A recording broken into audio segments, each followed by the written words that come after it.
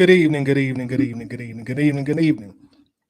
What's happening, Atlanta Bird Gang? What's popping? What's popping? You know, we in this hole tonight. Do our player grades. You know what I'm saying? We in this bitch. You know what I'm saying?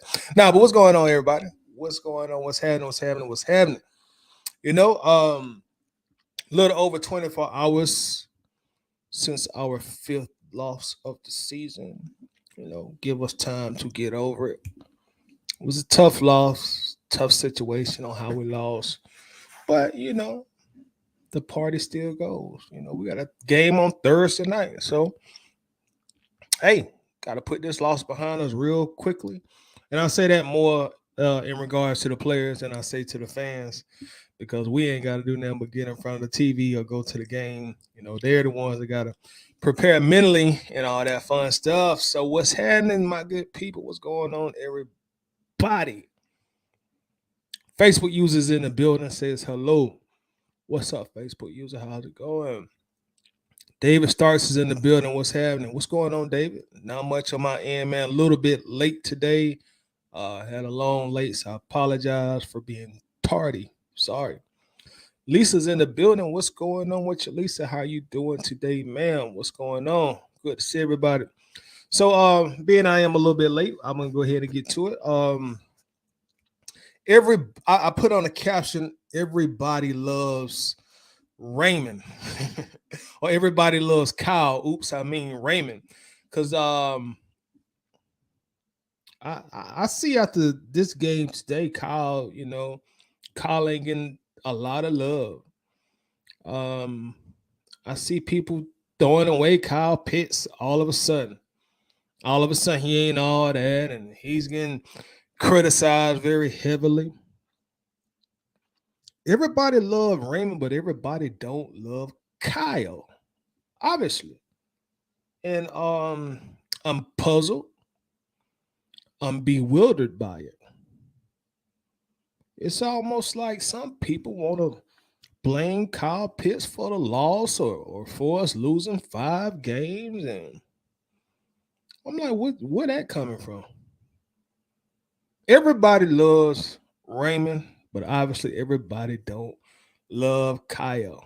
What's popping, Facebook user? Dang in the building says Toddy Kyle Pitts messaged me back on IG. He said he was dealing with flu symptoms, but tried playing through it. Um, Screenshot that there for us, Daniel. If you got the intel, my brothers, screenshot it in the group, my guy. What's happening, Facebook user? What's going on? Daniel said they asked me to share publicly, but gotta let the family know. Screenshot it for us, Daniel.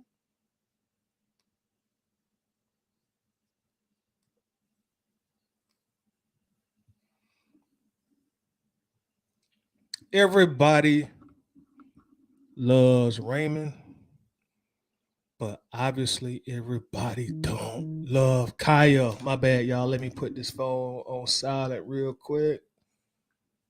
Everybody loves Raymond, but everybody don't love Kyle. So all of a sudden, Kyle Pitts is unfairly put under the microscope. Everybody got to be for Kyle Pitts all of a sudden. So it was the QB. Now he gone. So we got to find a scapegoat. Oh, Kyle Pitts. That's a good scapegoat. Let's blame him. He's the one that's at fault for us being 4-5. I know. I'm just reading everybody's like I do after every game. I'm reading everybody's reaction, trying to get everybody temperature. And I'm just saying people like blaming Kyle Pitts. Like Pitts, Kyle. Kyle Pitts ain't this and he ain't that, he ain't all that, and he wasn't worth this, and we should have got this, and we messed up because we didn't do this with Pitts, and we should have got this person, we should have got that. Shut the fuck up. God damn, shut the fuck up. For real. Hold your horses, man. Hold your horses. Hold your horses. Calm down. Calm down. Eddie Thompson's in the building. People have agenda. Kyle Pitts issue is because of Justin Fields. You know what, Eddie? I'm just gonna keep it simple. I think you're right. I think you're right. Cause I just can't bullshit, Eddie. Especially when I guess this is considered somewhat public. I just can't get up here and bullshit, bro. And Eddie, you know as well as anybody else in this group, Eddie. Because me and you was going to war during pre-draft. And I say war in a playful manner, meaning that you wanted Pitts, I wanted Fields. So Eddie, man, you went back and forth, comment after comment after comment after comment. You would tell me why we should get Pitts. I would tell you why we should get Fields. So you know more than anybody else, I really wanted Justin Fields. But you know what? The Falcons didn't draft him.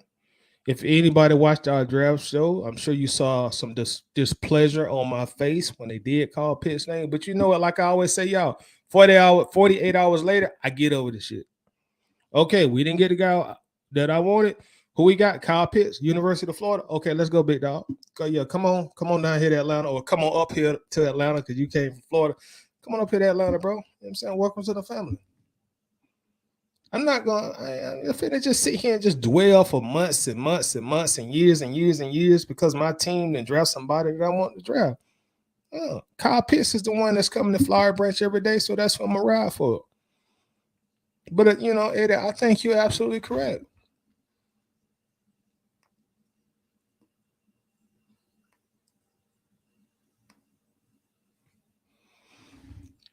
And coincidentally, I'm seeing this change of tone in our group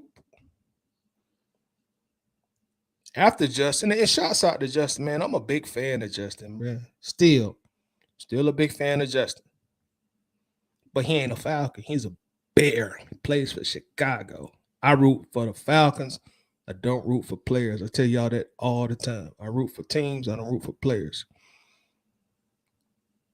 But, Fields put together a impressive statistical performance yesterday. So I guess people in Pitts didn't put together a great statistical performance yesterday.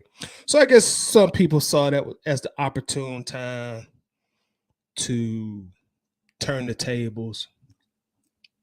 Oh man, so and so ain't the number 4 pick, dog. Oh boy, you see what so and so did. You see what Justin did. Oh, we're gonna be sorry we didn't get Justin. It almost to a year and a half later, y'all finally crawl up out the hole. Because 3, 4, 5 weeks ago, y'all was telling me so and so ain't got enough help. Now we should be upset that we didn't draft him. Which is it? We should be upset that we didn't draft him, or does he not have enough help? Which is it? Because y'all saying something totally different a month ago. Which is it? So yeah, Georgia's on in more way than one. Georgia's on. Justin Fields did put up a great statistical game yesterday in a loss. It's still lost. I know for a fact we ran a quarterback out of town for stats, putting up a lot of impressive stats, but losing. So now all of a sudden putting up stats and losing is something to be celebrated. You learn something new every fucking day. Because we just ran a guy out of Atlanta. We got him a Sprinter van. We sit in the Magic City for one last time before you get out of town, and we sit him to Hartsfield because we always said you putting up all these stats, but you're not winning. But now the impressive stats are something to be celebrated and talked about. And shit on our own players because of stats, but you still lost the game. I get so confused, man. I be getting so confused.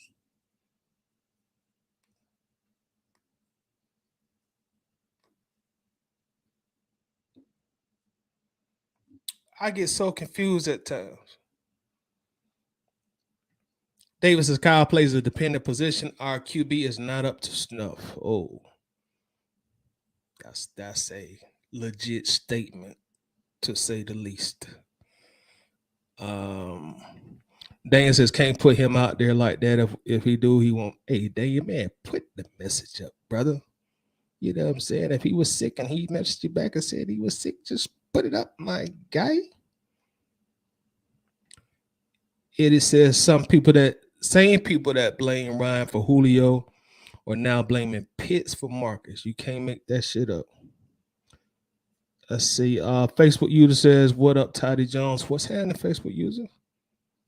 What's going on? Dan says Taquan Graham let us down, not Pitts. We could have won if he goes out of bounds or just hold on to the ball.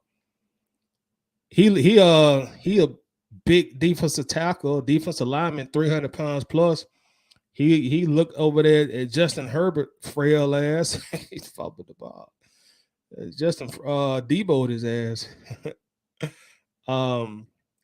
Winston Thorne, what's up, Winston? Says wasn't nobody saying that when Pitts put up a rack last year. Thank you, sir. We're in a run heavy offense. You can't expect him to have similar numbers. Thank you, man. Somebody see when people say stuff like that, you're telling the whole story and not just putting a narrative out there.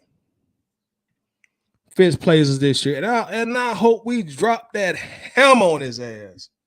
Hope we put that Dusty Rhodes, that 1986 Great American Bash, Dusty Rhodes elbow in his ass.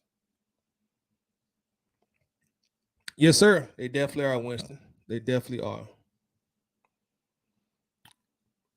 Eddie says, one guy told me that Fields would be better in Atlanta if we drafted him. I asked him who he would throw to. He said, "It's true story." Oh, and that be the thing, man. Like when people be saying, and you never know. Like you never know. It could go one way or the other, but it's easy to say that because there's no way to prove it. You know, it's easy to say that. But like you said, we drafted Fields instead of Pitts. Who's he throwing to? Because that means Pitts is no longer here. And now they can just, and Ridley is obviously no longer here. So now they just do double teams they want to do or any brackets over to Drake London. And I'm sure if you ask Drake London, he will tell you a good bit of his success is because of the attention that Kyle Pitts demands. Go watch the very, very first game of this year. Kyle Pitts was double teamed. Firstly, all game, double team.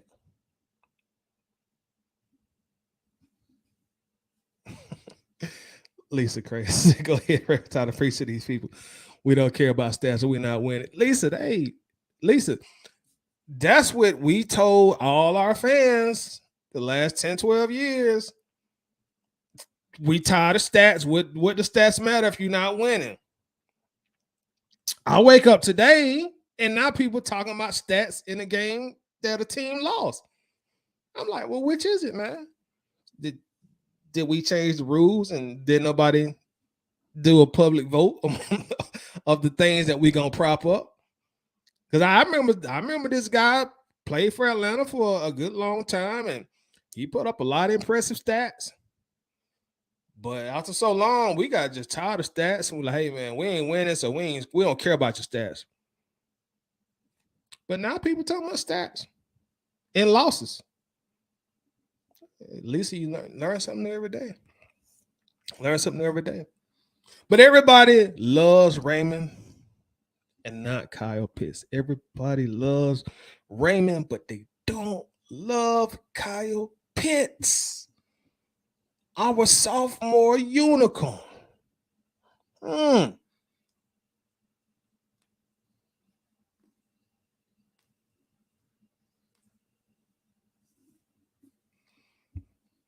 So I guess it's Pitt's fault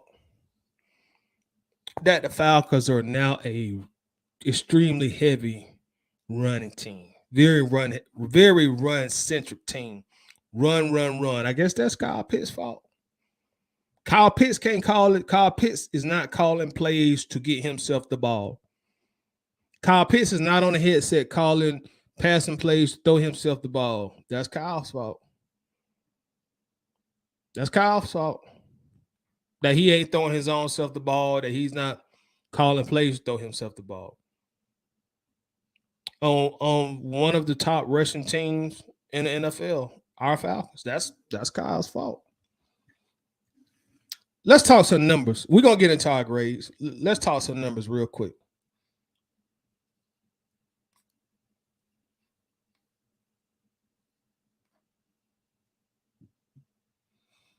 Because I said yesterday, the NFL players, no offense to nobody, but I'm gonna always put the opinions of actual NFL players over fans' opinions. No offense to anybody. Of course, I'm a fan too. But I'm always put the guys who actually play the game professionally that are signed to a team opinion over us fans. So last year, when we was throwing the ball, when we was actually throwing the ball, last year, after just one season, the NFL players put Kyle Pitts in the top 100 list that they do annually. The players did. I ain't talking about no guys on Twitter or, nobody from Fox Sports who ain't never put on a helmet. The players, right? Now, presently, and now some Falcons fans want me to believe them over the players. Well, Kyle Pitts ain't all that. Bro, where'd that come from?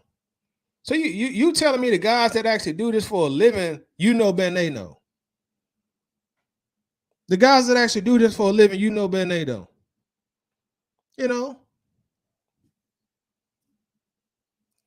We're like, bro, come on. Oh, Kyle Pitts, he ain't all that.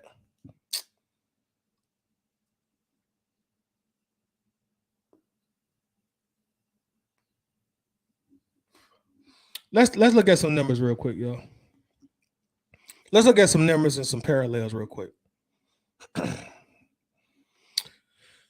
After 9 games, Kyle Pitts has a total of 46 targets this year. After 9 games, we're 4-5. So after 9 games, Kyle has a total of 46 targets after 9 games. 46 targets after 9 games. Now, in 2021, when we were throwing the ball, after 9 games, and this is Kyle's rookie year, and you had Ridley here for like 5-6 of those games. Keep that in mind. Keep all this stuff in mind now. Because people just be rambling stuff while trying to get a reaction a lot of times. And I get the trolling part of it. I get it too. You know what I'm saying? But last year, after 9 games, Kyle Pitts had 64 targets. So in the same time span, he almost has 20 less targets this year. Last year, going into the season, he was not the number 1 option. This year, going into the season, he's supposed to be the number 1 option. But he still has less targets this year. So you got to put all that in the gumbo before you make it. Everybody who up here just rambling, they just trying to get a reaction. And like they just trying to give their agenda some type of credence also. So after 9 games this year, Kyle Pitts is getting 5 targets per game. Let that sink in. He's supposed to be the number 1 receiver.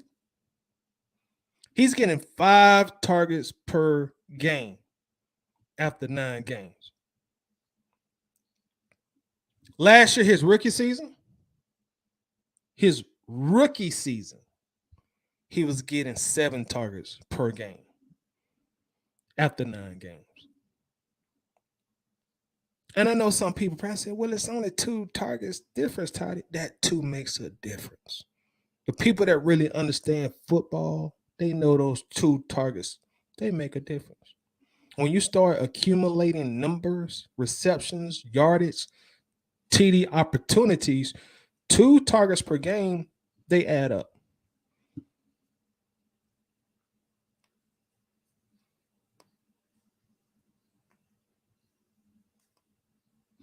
Let's continue talking numbers, may we please? Let's continue talking numbers. Let's continue talking numbers.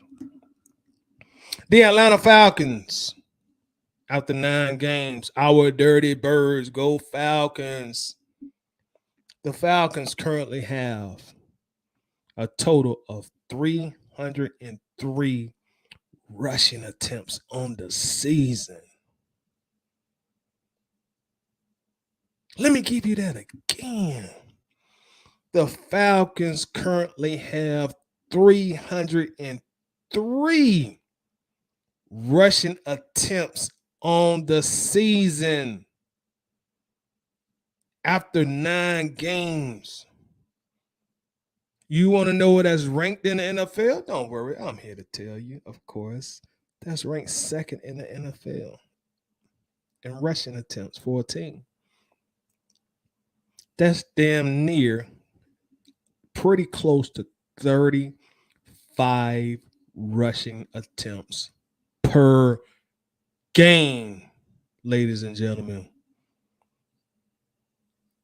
303 after 9 games, 2nd in the NFL. So needless to say, we run the ball a whole lot. We are a running team. That's our identity right now. Now, we just said the Falcons have 303 rushing attempts. Anybody want to take a guess on how many passing attempts we have? I'm looking at the comments right now. Don't hit Google. Don't nobody Google it. Just take an educated guess as a Falcons fan. How many passing attempts do you think the Falcons have after 9 games?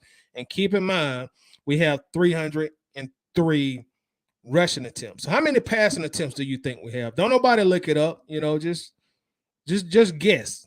You watch the games like I do. So how many passing attempts do you think we have total? I'll wait for somebody to guess.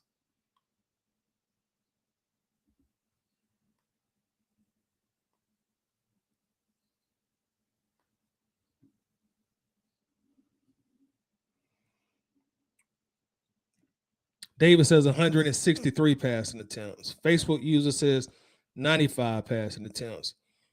Brienne says 100 passing attempts. Anthony Moss is 75. Easy Brown says 95. The correct answer, Lisa says 90 passing attempts. David was actually the closest. We have a total of 201 passing attempts after 9 games. 201. That's the 3rd fewest in the NFL, y'all. Out of 32 teams, that's the 3rd fewest in the NFL.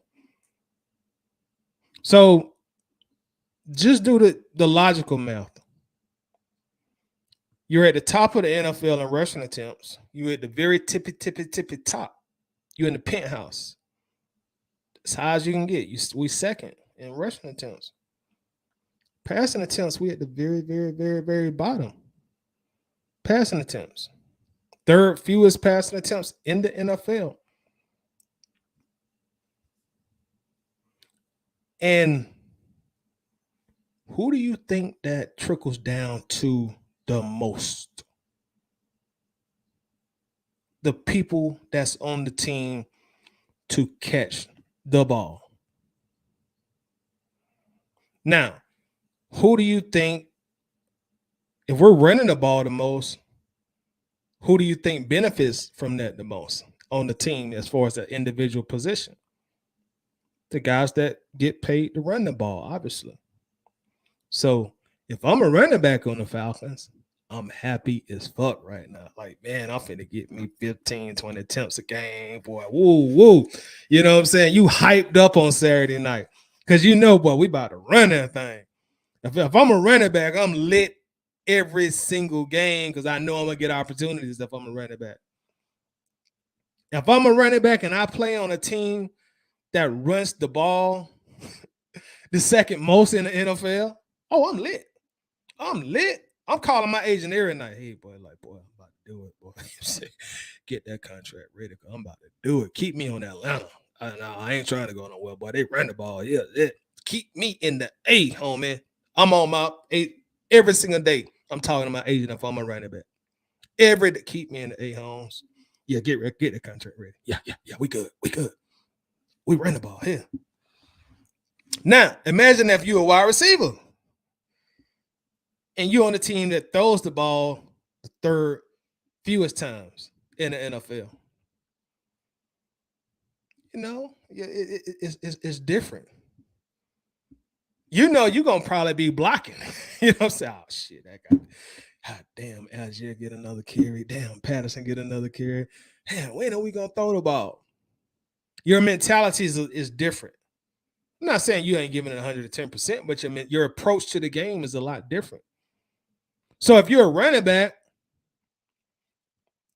you maybe not be as excited for your personal input playing on this team as a running back would, because the running backs are getting all the shine.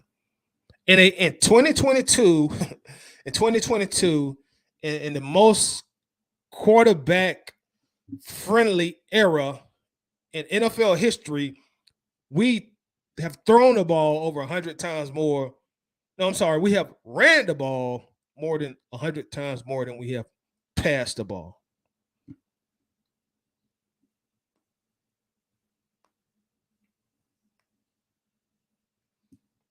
So when y'all blaming Kyle Pitts, keep all this in mind now. If you're going to blame him, bring all this stuff to the table. If you're going to blame Kyle Pitts, bring everything to the table now. Because he ain't got no headset on, calling plays, throwing it to himself. Keep all this stuff in mind. Please. Marcus Mariota, our quarterback. Mariota, MM1. Marcus averages 173 passing yards per game. 173. That's all. In 2022, our quarterback is averaging 173 yards per game. That's at the bottom of the list of the NFL, of course. So I ask y'all people who want to get on here and just shit on Kyle Pitts today and yesterday. If we throw the ball the least in the NFL, if our quarterback is averaging right at the bottom of the list in passing yards per game, how do you expect Kyle Pitts to shine? He's not a running back. Tyler, as you look damn good on it. Yeah, boy. Yeah. Huntley looked damn good on it. Yeah, dog. Big dog Huntley. People tell me, I'm finna go buy me an Algier jersey, boy. Shit. I'm about to go get me a Huntley jersey, boy. Yeah. Because we run the ball more than anybody else do.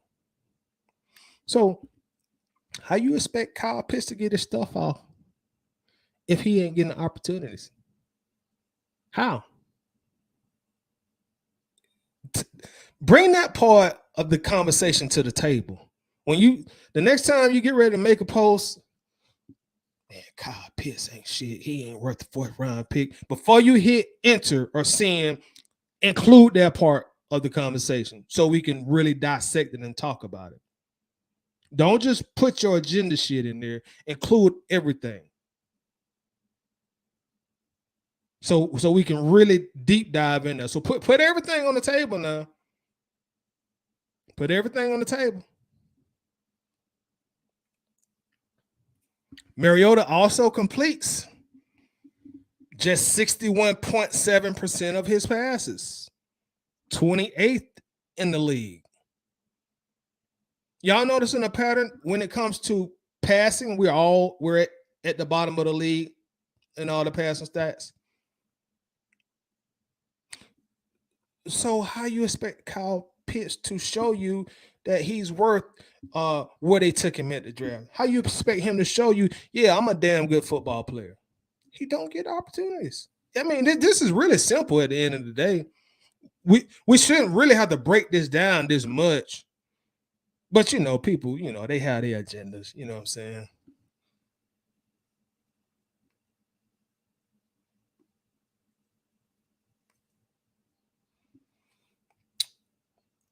And I'm not even blaming Mariota. Because one thing about passing as a quarterback, if Mariota is rarely passing the ball or not passing the ball a lot, he can't develop a rhythm. Rhythm in football is important to get in rhythm. So if we're not throwing the ball a lot, he don't have a chance to get in his rhythm either. When he stepped back and if you done ran the ball 7 out of the last 9 times, and then you ask him to pass the ball 2 consecutive times, he hasn't had an opportunity to develop a rhythm. So that also is probably contributing to his low completion percentage because he don't throw the ball a lot.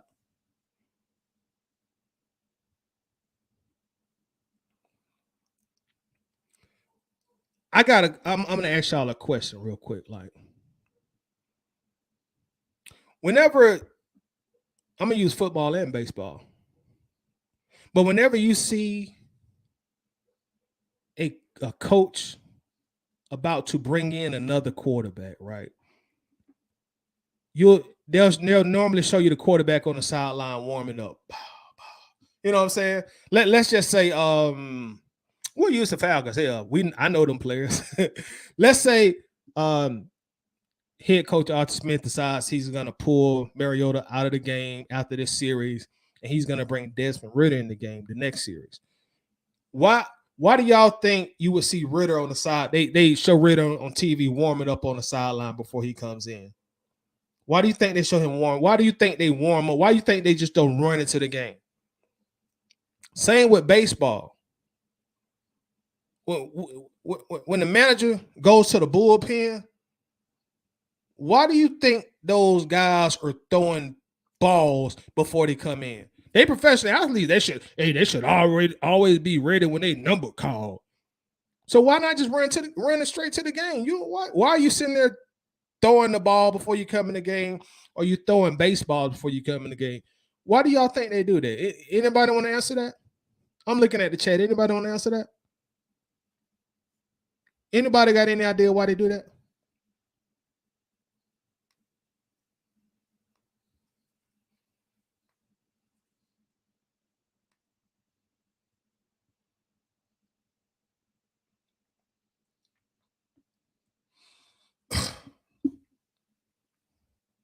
To get in somewhat of a rhythm.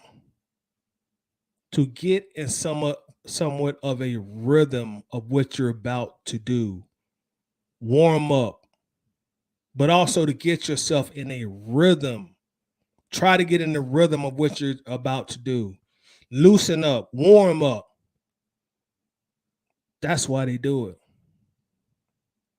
So if our quarterbacks and our pass catchers don't have that rhythm going in the game, a lot of times it can make doing what you need to do as far as throwing and catching more difficult, because that's not what they're used to doing when they're in the game.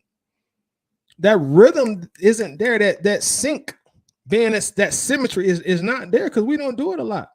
We throw the ball third fewest times in the NFL.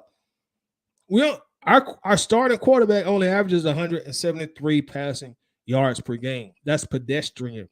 We talking about 1954 football here. There's some quarterbacks here in Georgia in high school that average more yards throwing than that in high school. Yeah, Yeah, some high school quarterbacks that are at least throwing 203, 205 yards per game. So put all that on the table when we decide we want to blame Kyle Pitts. Well, Kyle Pitts ain't worth this, and Kyle Pitts ain't all that. Kyle Pitts ain't showed me nothing. But the NFL player said he a top 100 person in the league. Why does he got to show you anything? The guys that he play against every Sunday, they say, yeah, he's a top 100 player in the league, but he ain't showed you nothing.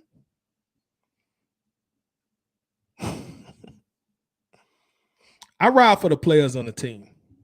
That's what I'm going for. I'm riding for the players on the team.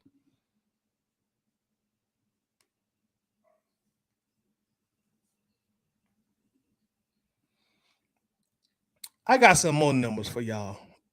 Before I get off the numbers, I got some more numbers for y'all.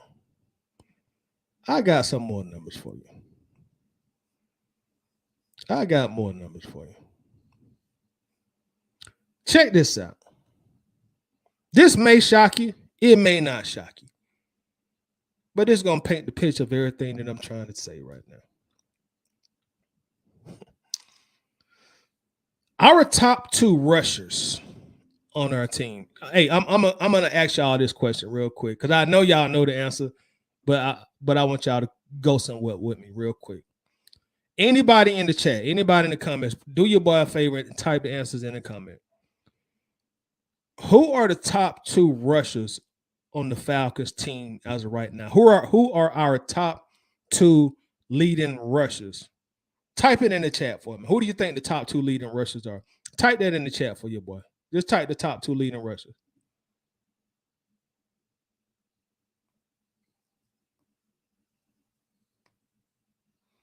Not in the NFL, but on our team. The top 2 leading rushers.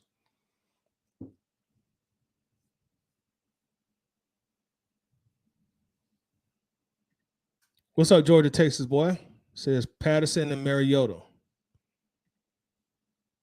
Jonah says Grady and AK Grady. Rush is not people who sack. Not sacks, but rushing the front of the football, bro. Facebook user says quarterback. Facebook user says 84 and 25. David Starr says Algier and Patterson. My guy. Facebook user says Patterson. Anthony Moss says Algier and CP. Y'all two are correct. Y'all two are correct. Y'all two are absolutely correct. What's up, Francis? How's it going today? You are correct, Brienne. CP and Tyler. Y'all are absolutely correct. Our top 2 leading rushers are Patterson and our rookie, Tyler Algier. Y'all know I told you, if you're a running back on this team, boy, you be lit. He a rookie, so you know, boy, he be extra lit. But let me tell you why I asked y'all the question. Though. Let me get back to the topic. Algier and Patterson. And you know what's funny about it? Patterson missed like 3 or 4 games, I think. And he still, but anyway, let me go back to what I'm saying. Our top 2 leading rushers on our team are Patterson and Algier. Algier is number 1 on the team. Tyler Algier has a very impressive 423 rushing yards. Bam. That was a rookie. Let me give you that number again. Tyler Algier leads the Atlanta Falcons in rushing with 423 rushing yards, y'all. Leading rusher, Patterson, after missing games, missing 4 games, I think. Patterson still number 2 on the team. Patterson has 384 rushing yards. He's the Falcons' 2nd leading rusher.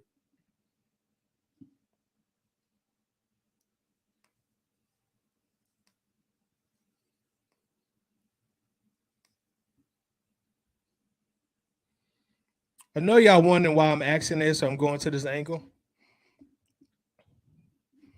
I'll tell you why. Our top 2 leading rushers on our teams, and we as we all already know, we do running back by committee. Patterson missed 4 games. Keep all this in mind.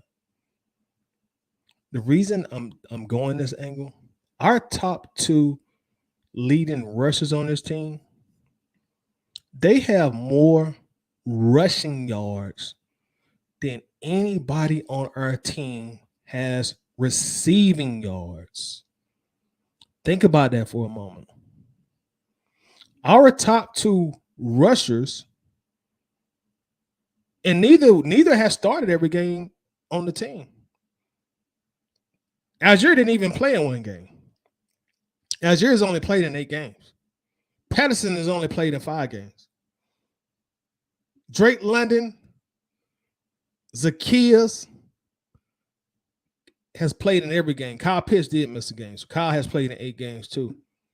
But our top 2 leading rushers have more rushing yards than any pass catcher on this team.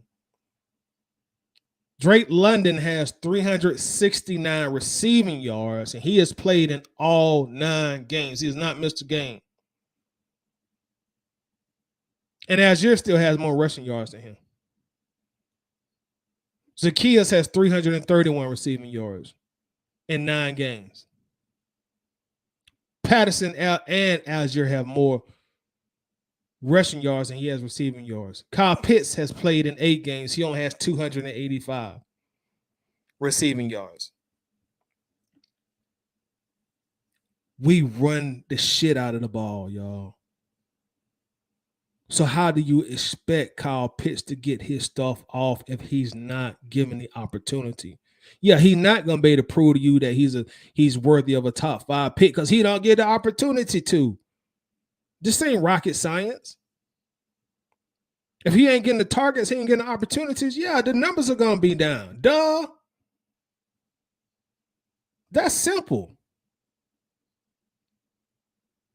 If he only has 5 targets per game with a quarterback who ain't started in 3 years, who's only throwing 173 yards per, duh, the numbers are going to be down. Yeah, I mean, tell the whole story.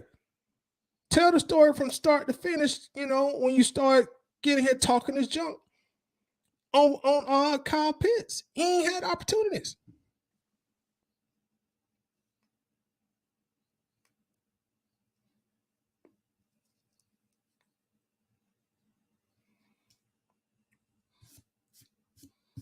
And then what I see a lot of people lean on, right? This is what I see a lot of people lean on, right?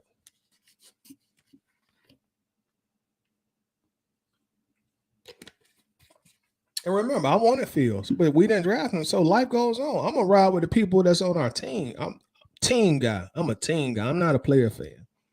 So I'm always gonna ride with the people on our team. So when I see people start to shit on Pitts, to try to elevate somebody who ain't on this team, like Michael Jordan say, I took that personally. Like, hold on, homeboy. That dude don't play for us. Don't be shitting on our guy to big this guy up. I don't care what city he from or what college he went to. Hold on, big dog. That dude ain't no Falcon. Oh, hold on, cuz. Wait a minute now. When we start doing that?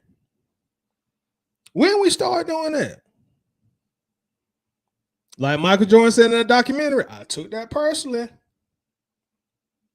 Wait a minute, Holmes. I wanted us to draft him too, but it didn't happen. Let's move on.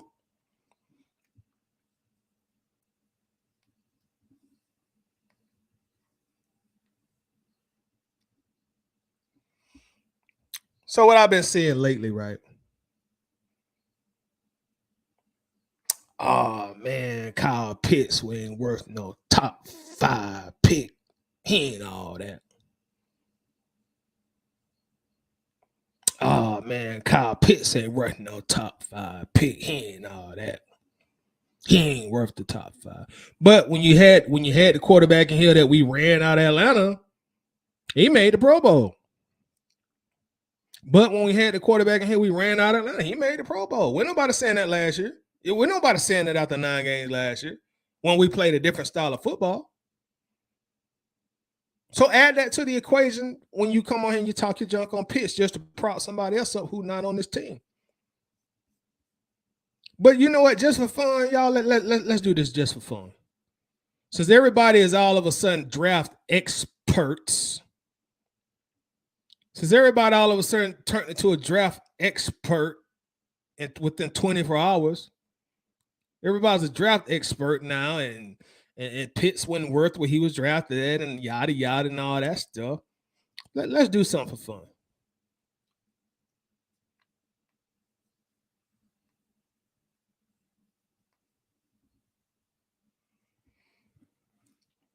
Let's look at the last few draft picks, the top 4, the top 5. Since our guy Pitts went in the top 5, let's go and look at the last few drafts, the top 5, and let's see how these careers have panned out.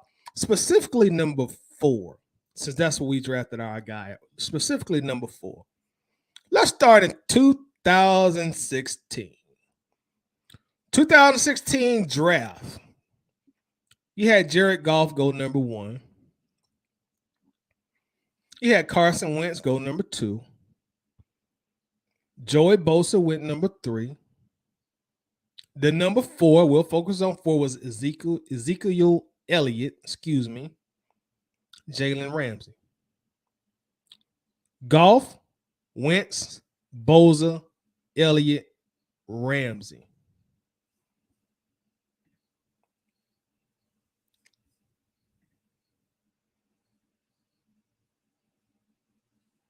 Most of them guys that ain't on their same team anymore. And this just was in 2016.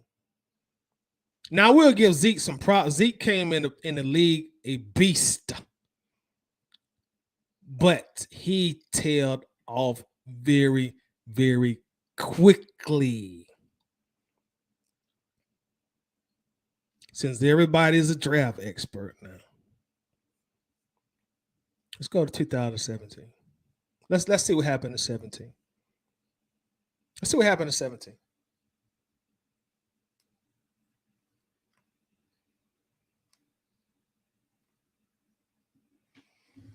Number 1, Myles Garrett. Number 2, old Mitchell Trubisky was the number 2 pick. Number 3, Solomon Thomas. Number 4, y'all remember, we're going to focus on 4 a lot, was Leonard Fournette. No longer on his same team anymore, by the way. Number 5 was Corey Davis.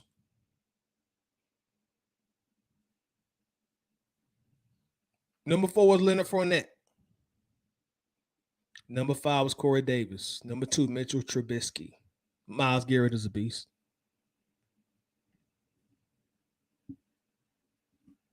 I mean, the top five NFL picks. Since everybody's an NFL draft expert, and this shit is it's so easy to predict. Look at them. Look at those names. You take Myles Garrett away. You look at those names. Look at them names.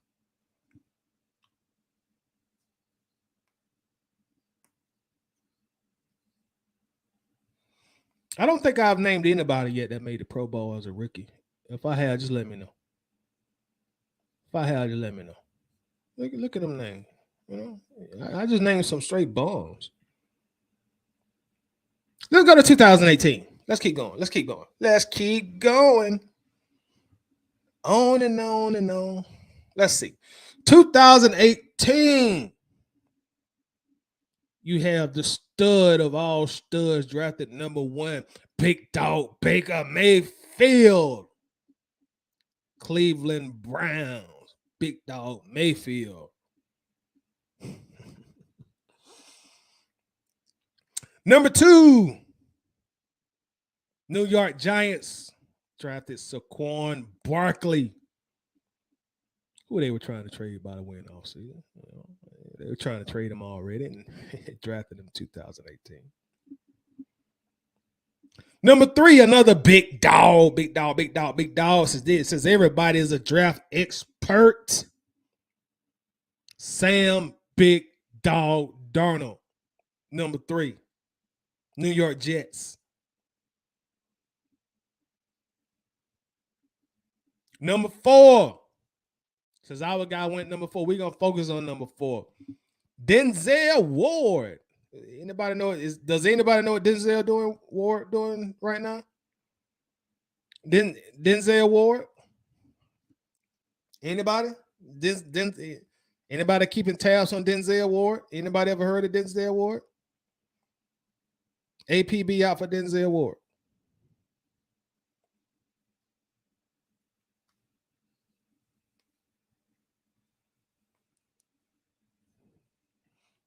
Rusty says Denzel is a beast. I will admit, Rusty, I have not kept up with Denzel Ward, but if you say he's a beast,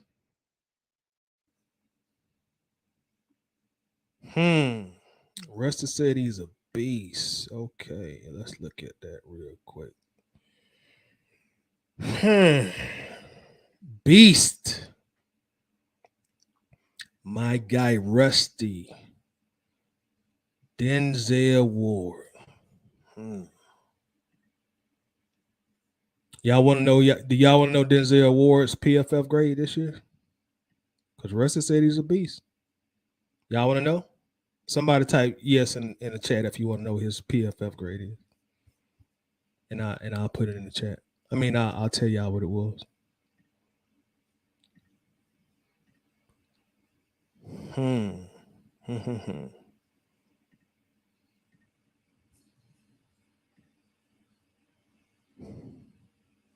Y'all really want to know? Y'all really want to know?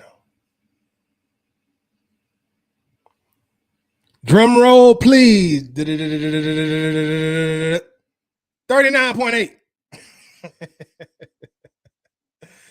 39.8. That's his PFF grade. 39.8. Denzel Ward. Last year's PFF grade for Denzel Ward, 76.9. Facebook user says the PFF grades are, I guess that means biased. Biased, my guy. You know what? You may be right, but you know the thing about it? This is what the NFL uses, and this is what college uses. So if you're telling me the general managers and the head coaches use this, yeah, I'm going to use it too. Shit. If this is what the talent scouts and talent evaluators and GMs and head coaches use, I'm going to use it too. The NFL guys use it, so I'm going to use it too. I'm going to use it too. If they use it, I'm going to use it. That not fair? If you telling me these billion-dollar corporations use it and make decisions based off PFF, telling me just regular Joe Blow, I can't use it? No. Is that not fair? Is that not fair? What was that, 2018? I think we left out with Denzel Washington. Oh, no. Number 5, Bradley Chubb. Bradley Chubb. I know a lot of y'all want to trade for Bradley. Bradley Chubb. Bradley's a pretty good player. But to recap that, yeah, we had old big dog Baker Mayfield, had Saquon Barkley, Sam Darnold, Denzel Ward, and Bradley Chubb. Since everybody is a draft expert, this shit is not something that you just know for certain. We're on 2019 now.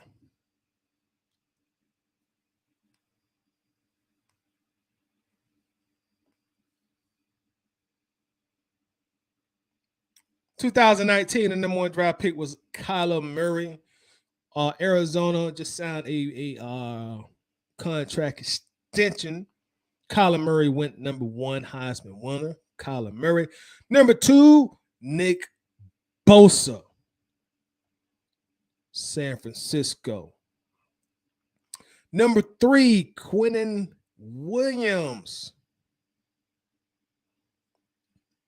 Number 4, we focus it on 4. Cleveland. I hope I say this first name correct. Cleveland Farrell. Anybody got any word on Cleveland Farrell? What is Cleveland Farrell doing right now? Number 4 pick of the draft. Can anybody give us any tabs on Cleveland Farrell? Or do I need to go check his resume with PFF? Can anybody give us any feedback on Cleveland Farrell? What is he doing? How has his career progressed since he's been drafted? What is he doing currently? APB. Rusty says Farrell is a bust. Say he's a bust.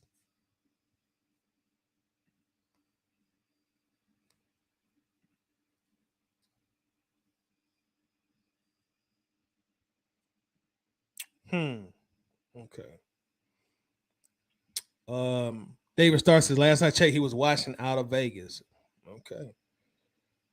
Got cut by the Raiders. Okay. Number 4 pick. Number 4 pick. Hey, these are NFL teams making these picks. You know, since our fans, they know it better the teams that, you know, actually do this stuff. And number 5 was Devin White. Devin White.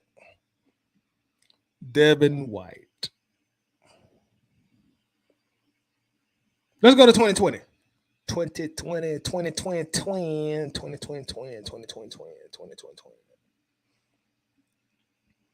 Number 1, old Joe Burrow, national champion. Joe Cool, Joe Burrow. Joe Burrow's a dog. Joe Burrow. Number 2, Chase Young. So it's been the next Lawrence Taylor. Number 3, Detroit Lions, Jeff Okudah, cornerback.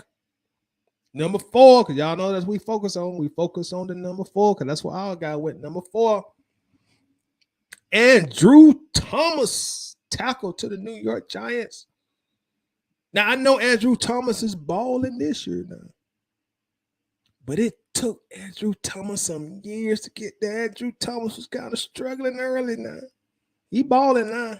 I ain't gonna sit here. I'm not gonna hold you. He balling now, but it took some time.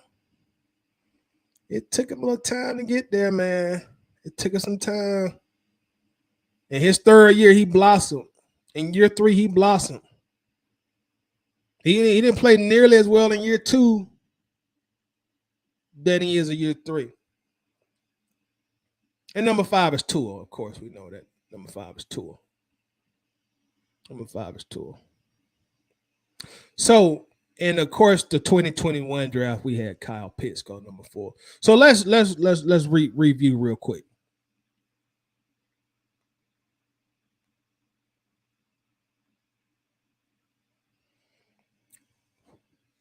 We're going to review the number 4 pick of every draft that we just talked about. 2016, you had Ezekiel Elliott, 16, number 4 pick. 2017, you had Leonard Fournette, the number 4 pick. 2018, you had Denzel Ward, the number 4 pick. 2019, you had Cleveland Farrell, the number 4 pick. 2020, you had Andrew Thomas, the number 4 pick.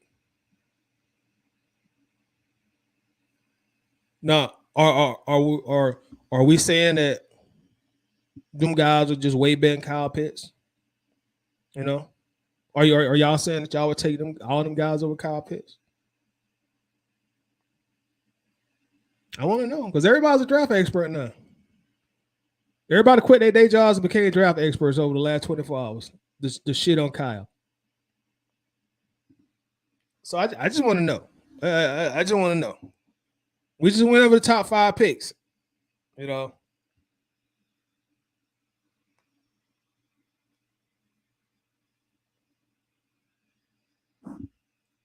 You get Kyle Pitts in an offense that's conducive to his skill set, right? He's a receiving tight end, y'all. He's not a blocking tight end. He's a receiving tight end. Now, if you want to say Fontenot and Arthur Smith, if y'all gonna run the ball like this, maybe you shouldn't have took Kyle Pitts because that's not his skill set. That's fine. But don't try to twist it and make it seem like Kyle is at fault for his lack of production, because that's not it. He's a receiving tight end. meaning you put him on the field to get mismatches and you exploit the mismatches. Because most linebackers can't run with him. A lot of strong safeties can't run with him. And if y'all notice, teams last year started putting cornerbacks on him because the linebackers and the safeties couldn't keep up with him.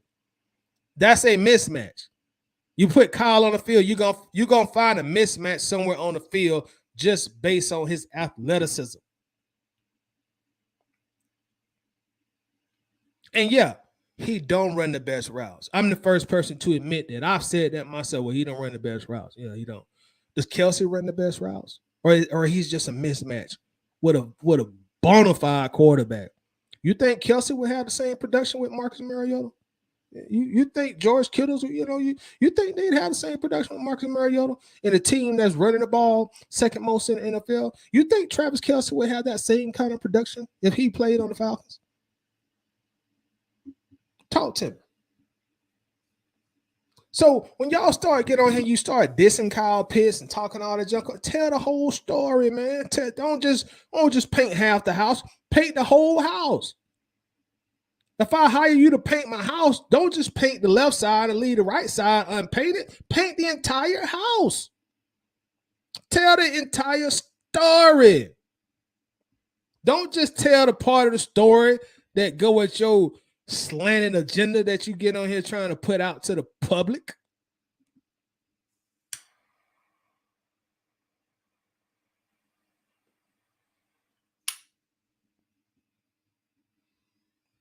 You get Kyle Pitts on the offense that actually throws the ball with a quarterback who can actually throw the ball. He gonna light some motherfuckers' ass up. Period. He's a football player. Like I said, yesterday's live stream, like if I'm a shooting guard and I've been playing shooting guard all my life, you can't expect me to all of a sudden be a rebound expert. I'm a shooting guard. I'm a hired gun. I can't hit a shoot, coach. I don't come here to block. I came here to shoot, not to rebound. I'm just saying. Facebook user said, "Oh, okay." Then Ty to tell, yeah, you got Kyle Pitts stop being lazy and run the routes. I just touched on that, bro. I just touched on that. I just came out and admitted he's not the best route runner. That's not why he's here. He's here for mismatches, bro. What tight end do you know that runs like precision routes? Like I said, go watch film on Travis Kelce. In fact, if we gotta pull it up, we'll pull it up and we'll do a film session on tight ends and them running routes. Go watch Kelce. Kelsey's not running no Calvin Ridley type of routes, no Larry Fitzgerald type of routes. Kittles ain't running no extraordinary routes. They're mismatch specialists. That's how they get open. And their coach and their quarterback gets them the ball. Bro, if we only get 173 yards passing per game, what do you expect Kyle? What you expect Kyle to do? Kyle Pitts is never going to be a top 5, top 10 route runner in the NFL. Tony Gonzalez wasn't that either. And people call him the greatest of all time. He was a mismatch specialist with great hands. Not a great route runner. He's a tight end. Tight ends are not going to be able to run routes like wide receivers. If they could, they would be wide receivers. Duh. That's why you play tight end and not wide receiver.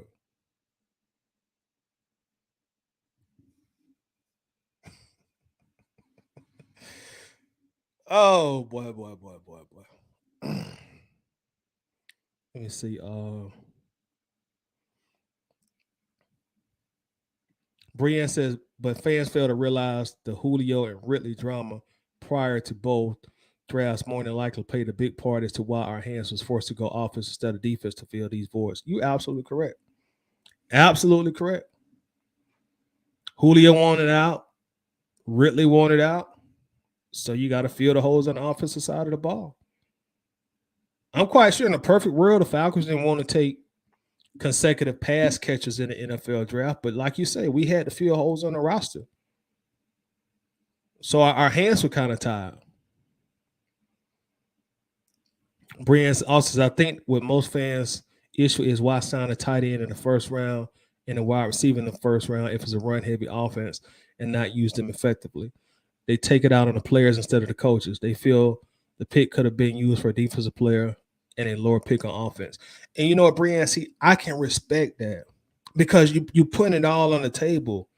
You're not when you say stuff like that, you're putting the entire thing on the table, and you're not just blaming Kyle Pitts for this situation.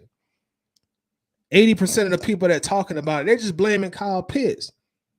They just ignoring all these numbers we went over, Brian, when we talked about us second in the NFL and rushing attempts and pretty much last in the NFL in passing attempts. They just blaming Pitts. Well, man, Pitts ain't doing that. Pitts lazy. He don't want to do this. He can't do this. He can't run on routes.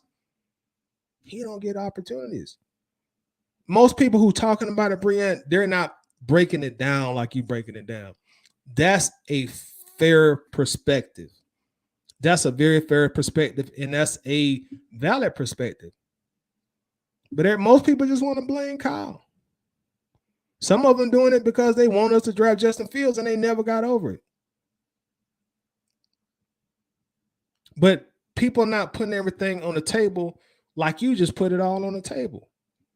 And when people put everything on the table like you saying right now, they got no problem with it. Fair point, valid perspective. Maybe next year, within the next 2 years, they'll change the offense when we got a better quarterback in there. But most people ain't doing that, Bree. Go read some of these people posts, man. Go read some of these people posts.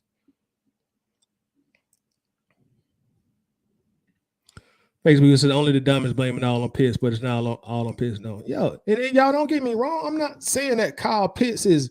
You can't blame Kyle, or you can't get on him, or he goes without any blame, or he does no wrong. No, I'm not saying that. But y'all, the man can't get on the headset and tell Arthur Smith to play the call. He can't make Marcus Mariota a better thrower of the football. Obviously, Coach Smith don't trust Marcus Mariota's arm. When he had Tannehill, even though they had Derrick Henry, they still threw the ball a lot more in Tennessee than he has doing it in Atlanta. So obviously he doesn't trust Mariota's arm. And that trickles down to Kyle Pitts, to Drake London, to Zacchaeus. So, put it all on the table. Put it all on the table. I got to apologize again, y'all. I started rambling. I really was only supposed to spend like a good 15, 20 minutes talking about Kyle Pitts so we can do our player grades. And here I am. That started ranting, rambling, and then ran out of time. Not going to be able to do the player grades because we well over an hour now. So, and the player grades take over an hour too. And that's just too much time. So, I am sorry. I am sorry. We will have to do this next. We'll do it Friday. Hell, yeah, we got to see that worked out perfect. I got to get on here and ramble about people blaming Kyle Pitts unjustly, so we can do it Friday after Thursday's game against the Panthers. Somebody says, "Add me to the chat. I got an opinion." I'm actually about to get off. We might can get on here tomorrow or Wednesday and discuss it, Facebook user. But I'm about to check out of here, man. But again, y'all, I apologize, man, because I know some people come here to do the grades and not listen to me get on the soapbox. And for that, I do apologize. I should have came in and did the grades. I could have talked about this another time. But it was something at the top of my mind. So I wanted to address it. So again, for those who came to do the player grades, I do apologize. But I'll make certain that we do them after the Panthers game on Thursday. So let's go up to Carolina. Let's go 85 North. Get this dub against the Panthers and get back to 500, y'all. As always, it's been real. I appreciate everybody's time. I appreciate everybody, going back and forth, the comments and everything. Y'all hold it down.